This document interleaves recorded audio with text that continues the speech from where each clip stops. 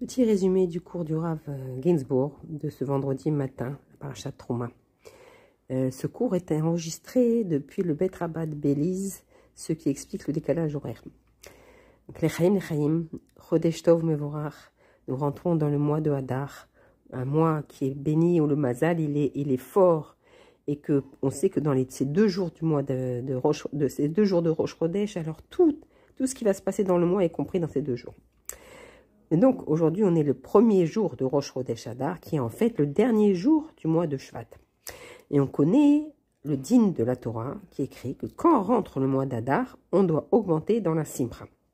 En plus, cette année, il y a encore un autre événement qui va nous ramener encore plus de Simcha et qui se rajoute à ce Rosh Chodesh, puisque aujourd'hui, vendredi, on termine le 44e cycle d'études du Rambam et on va commencer le 45e cycle. Cette étude du Rambam a été instituée par le Rabbi Melech HaMashiach il y a 44 ans, dans l'année même d'Alet. Et donc, demain Shabbat, on va commencer le 45e cycle. Quand le Rabbi a institué cette étude, il a demandé que chacun doit participer à cette étude, homme, femme, enfant, selon ses possibilités, et aussi que chacun doit participer à la conclusion au Siyum du Rambam. Ainsi, celui qui a manqué ou qui n'a pas été assidu dans son étude, quand il va assister à la conclusion de toute cette étude-là, alors ça va lui rajouter et ça va lui compléter tous ses mots. Et donc, on va terminer, on va donner la dernière loi. Petit résumé du cours du Rav Ginsburg de ce vendredi matin, la Parashat Trouma. Ce cours est enregistré depuis le Bet Rabat de Belize, ce qui explique le décalage horaire. Lechaim, Chodesh Tov Mevorach, nous rentrons dans le mois de Hadar, un mois qui est béni où le Mazal il est fort, et que on sait que dans ces 2 jours du mois ces 2 jours de Rosh Chodesh, alors tout ce qui va se passer dans le mois est compris dans ces 2 jours. Et donc aujourd'hui on est le premier jour de Rosh Chodesh Hadar, qui est en fait le dernier jour du mois de Shvat. Et on connaît le din de la Torah qui écrit que quand rentre le mois d'Hadar, on doit augmenter dans la Simcha. En plus, cette année, il y a encore un autre événement qui va nous ramener encore plus de Simcha et qui se rajoute à ce Rosh Chodesh, puisque aujourd'hui, vendredi, on termine le 44e cycle d'études du Rambam et on va commencer le 45e cycle. Cette étude du Rambam a été instituée par le Rabbi Melech HaMashiach il y a 44 ans, dans l'année même d'Alet. Et donc, demain Shabbat, on va commencer le 45e cycle. Quand le Rabbi a institué cette étude, il a demandé que chacun doit participer à cette étude, homme, femme, enfant, selon ses possibilités, et aussi que chacun doit participer à la conclusion au Siyum du Rambam. Ainsi, celui qui a manqué ou qui n'a pas été assidu dans son étude, quand il va assister à la conclusion de toute cette étude-là, alors ça va lui rajouter et ça va lui compléter tous ses mots. Et donc, on va terminer, on va donner la dernière loi du Rambam et la première qu'on lira demain. Et ces lois, elles sont fondamentales parce que ça concerne les lois sur Mashiach.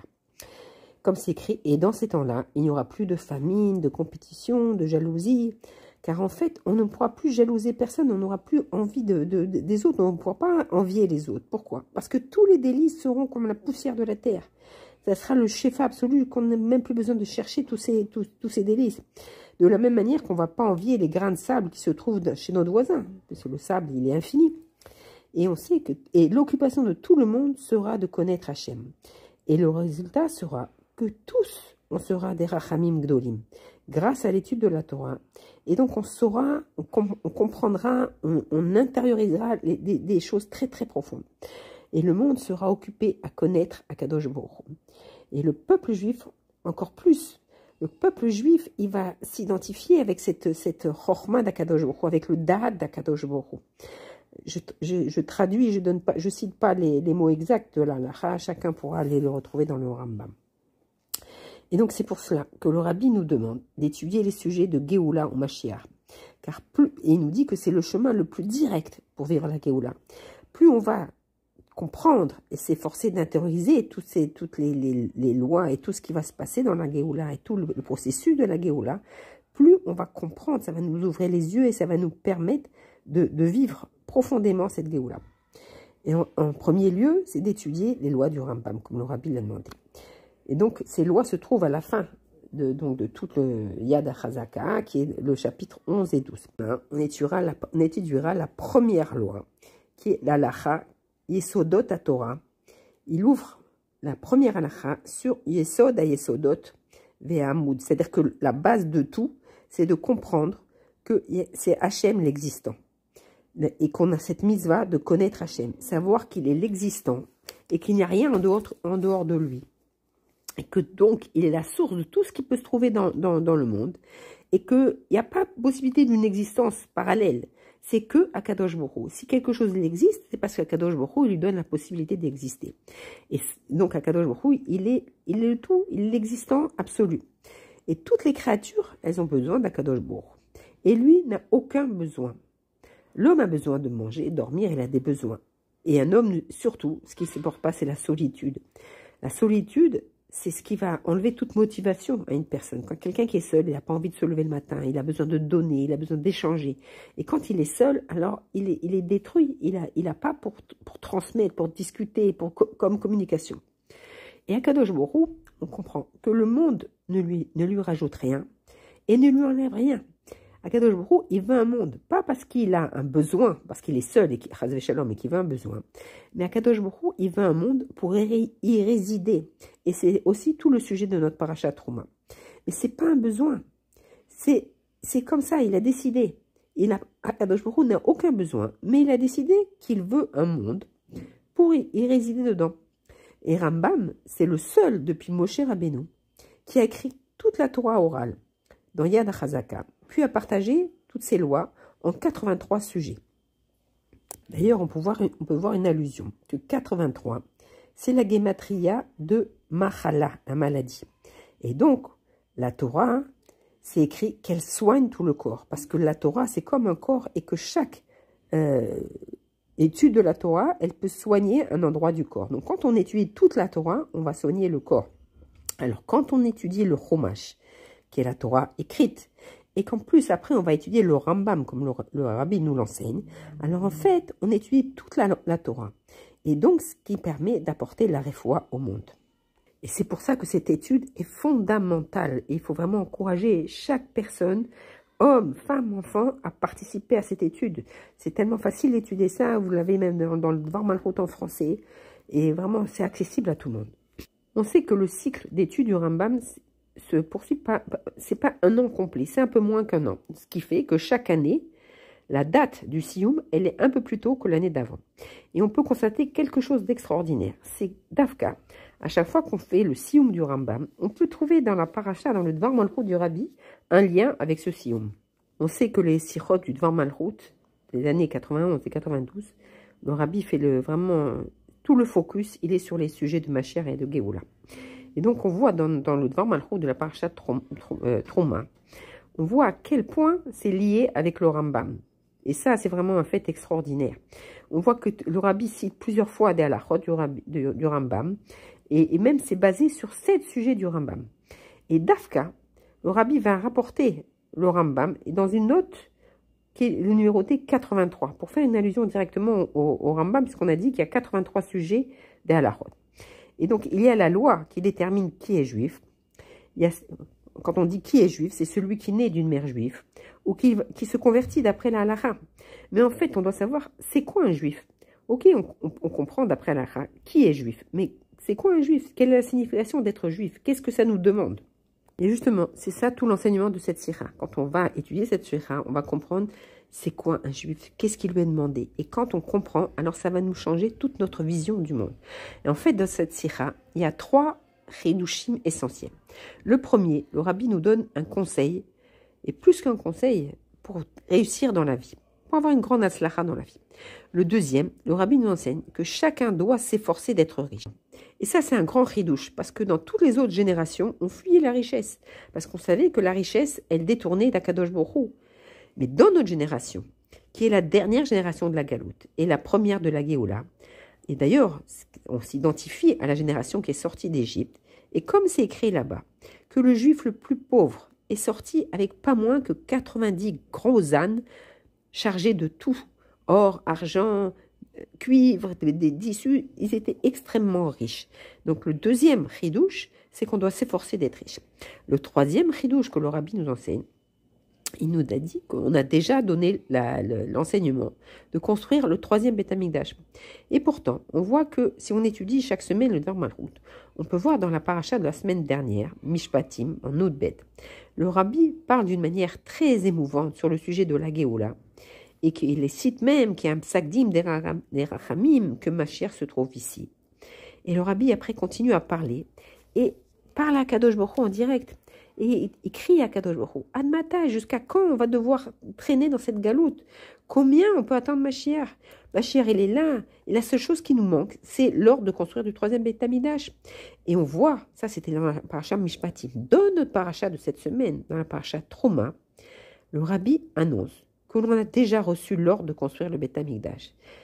Il y avait un groupe de femmes, d'ailleurs, quand il a dit ça, que vraiment, c'était un pas en avant, que voilà, que comme il a demandé à Kadosh Baruch Hu lui a accordé. Et l'ordre a déjà été donné de construire le Beth Amikdash.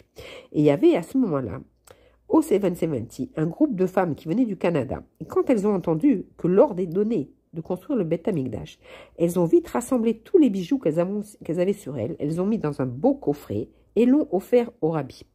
Et là, c'est quelque chose, comme les femmes de la sortie d'Égypte, qui étaient les premières à avoir donné tous leurs dons pour la construction du Beth Amikdash. Et ce qui est très étonnant, c'est qu'on a vu qu'à chaque fois qu'on donnait quelque chose au rabbi pour la Géoula, par les encens, on a essayé de donner, ou d'autres choses qui ont été données au rabbi. Le rabbi a toujours refusé. Il n'a jamais permis qu'on lui donne quelque chose pour le Beth Amikdash. Et là, il a accepté ce coffre, et que ce coffre, il est encore dans le bureau du 770. Le rabbi nous dit que chacun doit faire des efforts pour être riche.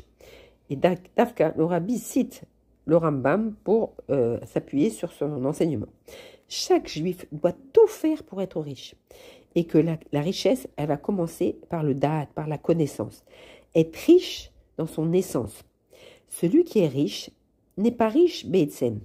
On peut avoir beaucoup de biens, mais on n'est pas dans notre essence riche. Alors, comment être riche dans notre essence?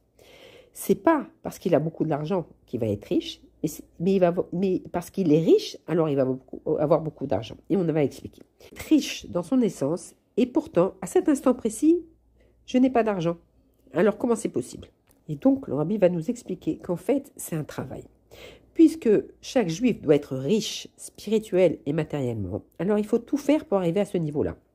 Et puisque le rabbi nous révèle que chaque juif, on est riche dans notre essence, alors celui qui continue à avoir des problèmes, il doit se dire, ça ne marche pas chez moi. Non, chas v'shalom. Puisque le rabbi nous dit qu'on est tous riches, alors c'est qu'il manque un travail pour dévoiler cette richesse. Et donc cette richesse dépend d'un travail. Et quel est ce travail? C'est vrai qu'il peut y avoir des juifs qui sont riches, par nature, ils sont très riches.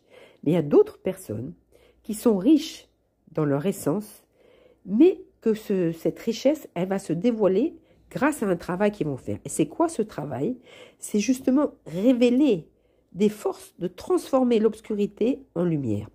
Et ça, c'est la plus grande richesse. Parce que celui qui est déjà riche de nature, alors il ne fait pas d'effort. Et donc, en vérité, c'est un peu limité. Mais celui qui a la capacité de transformer l'obscurité en lumière, alors il obtient il dépasse toutes les limites. Et donc, il peut arriver au summum, c'est-à-dire qu'il n'y a rien qui le limite. Sa richesse, elle est illimitée. Et là, il est vraiment riche, Be'etzem. Et cette richesse, justement, elle fait référence à la situation qu'il y aura dans la Géoula. Puisqu'on s'est écrit, que justement, d'après le Rambam, que l'eau recouvrira toute la terre. L'eau, c'est la Torah. Donc, il y aura une abondance. Et donc, on doit commencer à profiter de cette abondance aux dernières secondes avant la Géoula. Et donc, c'est pour ça qu'on doit s'efforcer d'être riche, pour transformer cette dernière obscurité en lumière. Il n'y a jamais eu un tzaddik, un rav, un mashpia, un conseiller qui a demandé que chacun fasse des efforts pour être riche. C'est quoi ce ridouche? Et donc, cette réponse est donnée dans la Sikha. Et en fait, cette réponse, on va la partager en deux. Le premier sujet, c'est justement être riche dans la connaissance. Et c'est vrai qu'on peut constater dans le monde que, comme c'est écrit, Enachir est là les dates. C'est-à-dire que pour être riche, il faut avoir de la connaissance. Et Davka, on voit que depuis 33 ans, s'est développé une multitude de conseillers financiers, de coaching, d'entraîneurs personnels pour devenir riche. À celui qui dit le dernier mot pour transformer toute occasion en richesse. Et bien entendu que toutes ces choses-là, hein, même si elles sont, c'est des valeurs humaines, c'est donc limité, mais elles se basent sur le émet de la Torah. Puisque le rabbi a dit que chacun doit être riche, alors toutes les sciences humaines, elles se basent sur une information de la Torah. Et donc, on doit comprendre que cette richesse, elle doit se baser sur une connaissance profonde. En effet, si quelqu'un, il n'a pas conscience d'être riche, il finira par ne pas garder cette richesse et écraser Shalom, tout perdre. Mais s'il est riche dans sa connaissance, et qu'est-ce que ça veut dire être riche dans sa connaissance? C'est-à-dire qu'il va s'efforcer de s'identifier à l'attitude d'un riche. C'est-à-dire qu'il va se comporter comme un riche. À chaque chose, à chaque pensée, il va se transformer pour vivre exactement comme un riche. Et ça, c'est totalement différent du pauvre. Parce que le pauvre, en effet, il vient que combler ce qui lui manque. Dans chaque chose qui va être autour de lui, il va essayer de trouver une solution à ses problèmes. Il a beaucoup de manques. Et donc, chaque chose qu'il va rencontrer, c'est pour combler ses manques. Le riche, lui, il n'a aucun manque. Alors, on pourrait dire, alors il va s'ennuyer dans la vie, il n'a rien à faire. Non, parce que Dieu, il a donné dans la nature d'un riche qu'il ne se suffit jamais de ce qu'il a. Quand il a 200, il veut 400. Et donc, il va être toujours en train de travailler pour augmenter sa richesse. Parce que les besoins d'un riche, c'est justement de toujours augmenter ses biens. Parce que dans son essence, ce qu'il va chercher, c'est pas combler des manques, mais trouver des occasions qu'Hachem lui envoie pour augmenter sa richesse. Et chaque chose qu'il va voir dans sa vie, c'est justement augmenter sa richesse. Ce qui est combien c'est complètement différent de l'attitude d'un pauvre. Alors on pourrait se dire, alors le pauvre, il n'a qu'à changer d'attitude. Et pourquoi il agit comme ça? Parce qu'il est moins intelligent? Non, parce qu'il est tellement concentré sur ses manques qu'il va chercher tout pour vous combler. Alors que le riche, lui, il n'a pas de manque. Il ne ressent pas ses manques. La seule chose qu'il veut, c'est augmenter sa richesse. Le seul moyen pour accomplir la demande du rabbi, c'est-à-dire de s'efforcer d'être riche, c'est de changer sa perception et sa conscience. Et on voit que, par exemple, quelqu'un qui va chez un coach financier, il va l'aider, il va lui donner des techniques pour arriver à s'enrichir. Mais tout ça reste très limité. Mais quand on étudie les sirotes Kodesh du rabbi, et que dans ces sirotes, on étudie, et le rabbi va nous ouvrir la profondeur de notre Neshama. Il va nous révéler le lien profond qu'il y a entre le juif et Akadosh Baruch Hu, jusqu'à ce que Akadosh Baruch Hu et Israël, c'est un. Le rabbi, il nous met dans la position où on pense grand. On pense plus petit. On voit la Géoula, on vit la Géoula. Et on fait des efforts pour agrandir cette perception. Une personne peut jouer le rôle d'un riche, oui, il peut jouer le rôle, faire semblant d'être riche. Mais si dans son etsem, il ne ressent pas ça, il va rester pauvre. Mais quand on lui dévoile, à quelqu'un qu'il est le fils du roi, qui peut tout atteindre, qu'il a tout, toute cette richesse, elle est infinie, alors ça va changer complètement son comportement. Le rabbi nous révèle qui on est et de qui on reçoit. Et Moshe Rabbeinu, il nous a révélé Torah Tzivalanu Moshe, c'est-à-dire que la Torah, c'est un héritage infini qui se termine jamais.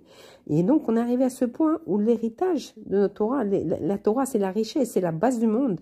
Et quand on ressent qu'on hérite de cette Torah, alors on a la possibilité d'avoir toutes les richesses. On comprend que toutes ces richesses, c'est comme de la poussière, puisque l'ati de la veau, on fera même plus attention à toutes ces richesses. Ça va devenir notre quotidien, si on peut dire. Et notre vraie richesse, c'est quoi? C'est justement la connaissance d'Akadosh Baruch Hu. Et plus on étudie les sirotes du rabbi, et plus on comprend que la vraie richesse, c'est la connaissance d'Hachem. Et que cette connaissance d'Hachem, elle nous amène, la concrétisation, la conséquence de cette richesse spirituelle, elle nous amène la richesse matérielle. Donc, ce serait une bonne chose de commencer à étudier profondément les sirotes du rabbi, pas seulement en résumé, de vraiment les étudier, qu'on ait la possibilité Shabbat d'étudier cette sira du rabbi, et que Bezrat Hashem, grâce à ça, on va recevoir toutes les pluies de brachot, et le shefa dans toutes les brachot, comme c'est écrit qu'il y a un mala retz da'at et Hashem, k'mayim le yam machassim. Et en ce qui concerne ce qu'on a dit tout à l'heure, qu'au début il y avait 3 ridouchim, donc le 3e ridouche, c'est justement la Hora 1, que Akadosh Baruch Hu nous a donné la mitzvah de construire le Beth Amikdash. Et donc on sait que les 2 premiers Beth Amikdash, ils ont été construits par des hommes, Et parce qu'ils ont été construits avec la main humaine, alors ils ont pu se détruire. Mais Bezrat Hashem, le troisième Beth Amikdash, il va être éternel. Et donc, il doit être construit par Akadosh Baruch Hu lui-même. Mais dans les halachot du Rambam, le Rambam dit que c'est Mashiach lui-même qui doit construire le Beth Amikdash. Et le Rabbi fait un chidouche sur cela. Que Zot Atrouma, c'est-à-dire que tout le Ham Israël, hommes, femmes et enfants, ont participé à la construction du Beth Amikdash en donnant des dons, et même ils ont aidé à construire. Et donc le chidouche du Rabbi, c'est que justement, que la construction du Beth Amikdash, c'est pas seulement Mashiach qui va la faire, mais tout le peuple d'Israël va participer. Et Akadosh Baruch Hu, il a déjà donné l'ordre. Mashiach doit construire avec les hommes, les femmes et les enfants. Et donc, justement, la perfection de ce troisième Beth Amikdash, c'est qu'il va justement descendre du ciel. Et donc, puisqu'il est fait par Akadosh Baruch Hu, il est éternel. Aussi, parce que les actions d'Akadosh Baruch Hu, elles sont éternelles. Et d'un autre côté, Akadosh Baruch Hu, il se délègue des actions de son peuple. Et donc, il veut qu'on participe à sa construction. Et on sait qu'il y a plusieurs opinions de comment ça va se passer. Est-ce que le Beth Amikdash, il va descendre du ciel et il faudra juste compléter les portes, ou c'est le Ham Israël qui va construire les fondements du Beth Amikdash et le Beth Amikdash va venir se mettre sur ses fondations. Il y a plusieurs opinions. Mais le Rabbi rajoute à la fin de la Sira que quand le Nassi adore, il peut obtenir ce qu'il veut d'Akadosh Baruch Hu, comme un peu un enfant gâté, si on peut dire. Et le Rabbi dit que le Nassi Ador a obtenu que le troisième Beth Amikdash va descendre d'abord au 770 et de là, il va s'élever et tous les Beth Amikdash du monde entier vont se connecter à lui pour arriver à Yerushalayim. Parce que le Rabbi veut que le Beth Amikdash, il vienne d'Afka dans l'endroit le plus bas du monde. Pas qu'il se révèle dans l'endroit le plus haut du monde et laisser le monde dans sa bassesse. Il veut que justement, que tout le travail du Ham Israël, pendant toutes les générations de justement élever le monde, il veut que ça se concrétise justement parce que le Beth Amikdash va descendre dans l'endroit le plus bas du monde et de là, il va s'élever et en même temps, il va élever tout le monde entier pour aller au Beth Amikdash, à Shlishi, à Yerushalayim, Irakodesh. Et Bezrat Hashem, que descendre aujourd'hui même, Bezrat Hashem, Yechi Adonai, Nomore, Noverabenu, Melech HaMashiach, L'Olam Vaed, Shabbat Shalom, Chodesh Tov, Mevorach.